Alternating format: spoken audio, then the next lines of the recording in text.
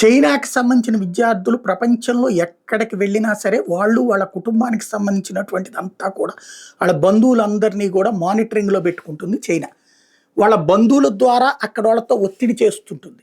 తద్వారా బ్లాక్మెయిల్ కూడా చేస్తుంది తన సొంత పౌరుల్ని. వీళ్ళు ఏ దేశానికి వెళ్తారో ఆ దేశంలో ఏ పని చేస్తున్నారో ఆ పనికి సంబంధించినటువంటి మ్యాటర్ అంతా కూడా చైనా ప్రభుత్వానికి చేరవేస్తూ ఉండాలి. అలా చేరవేయకపోతే గనక వాళ్ళని దేశద్రోహులుగా భావిస్తుంది. వాళ్ళ కుటుంబాలను కేసులు పెడుతుంది, జైళ్ళలో పెడుతుంది. తద్వారా ఇది ఉంటుంది. అట్లాగే ఆయా దేశాల్లోనే ఒక రహస్య పోలీస్ స్టేషన్ నడుపుతుంది అన్నది ఆ మధ్యన అమెరికా గుర్తించింది కూడా. అక్కడికి తీసుకెళ్ళి వాళ్ళని విచారించడం, హింసించడం లాంటివి చేస్తుంటుంది.